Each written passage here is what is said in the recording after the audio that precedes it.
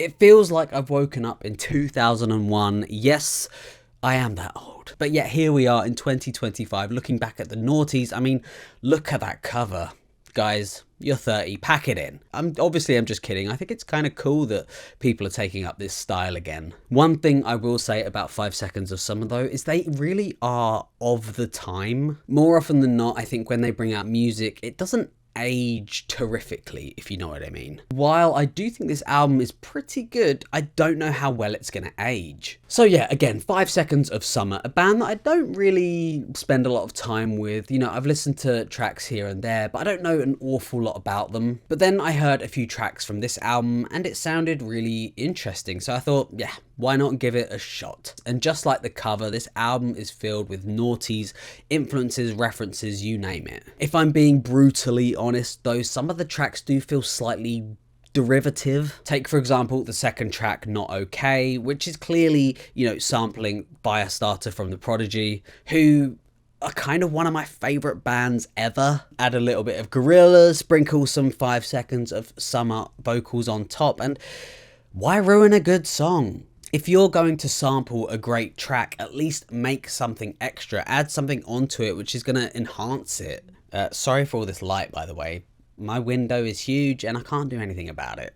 Sorry. Again, I guess I do have some bias because, like I said, The Prodigy are one of my most favourite bands ever. Nonetheless, I don't actually dislike this track. I think it's pretty fun. I say fun when the lyrics are clearly a bit darker than that, but you know what I mean. Even so, it feels like they're trying to experiment, maybe follow their own path more. But simultaneously, they're kind of stuck to their habits as well. Whilst they're trying to sort of push the boundary, you can get glimpses of what they used to be in here. I will say though, I do enjoy that guitar solo that happens in the latter half of the track anyway. And again with the track Save Tonight, I mean Wishful Thinking, one of the weaker songs on here for me, slightly derivative, standing out as quite bright and poppy compared to so much of the album. Coming back to the opening of the album, and actually we have a really strong start. This lovely trip hop kind of beat, vocals sort of reminding me of Damon Albarn a bit, but I think it works really well here. Chorus is okay. I'm not sure how much I like those synths paired up with that sort of gritty beat.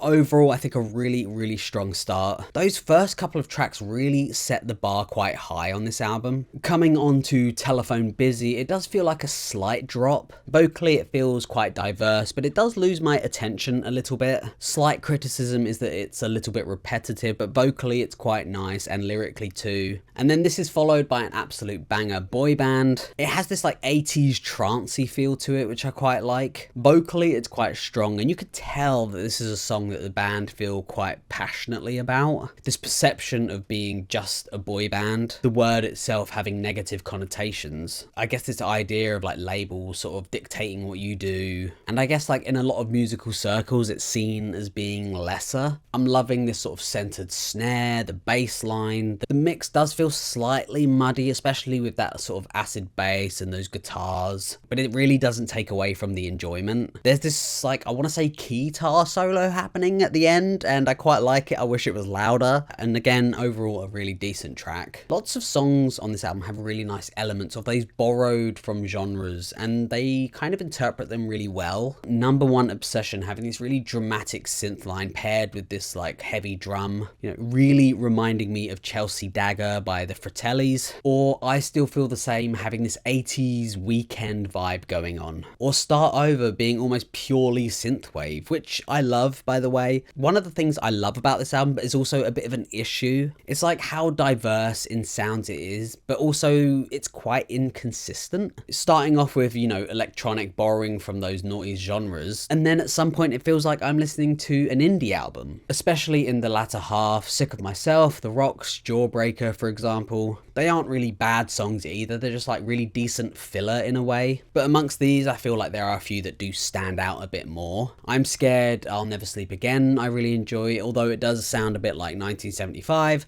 Fuck the 1975. But of course, whenever there's good songs, there's usually a few bad ones too. Whilst it uses similar elements to other tracks that I enjoy, I don't think it does it well here. It feels way too busy, and whilst it is still quite fun, there are elements that feel overused and a bit sort of tired. Bringing us onto the last few tracks, which is a bit of a mixed bag with Chest and I'll Find You. Chest sort of pulling back to that original energy, which I really enjoy. It's quite heavy with this drum and bass feel to it in parts. The last half of the song anyway is a bit of a banger with that sort of liquidy bass and that vocal effect along with the decent vocals. I think this is where the album should have ended. From this to I'll Find You, and suddenly the mix has no idea what's going on. Why is this song so much louder than the rest of the album? Either way, I do quite like this song, but I still think it should have ended one track earlier and maybe put this one somewhere in the middle. It's quite melancholic, there's some lovely sounding elements, that sugary sort of shaker, and those sweet vocals all together sound quite, you know,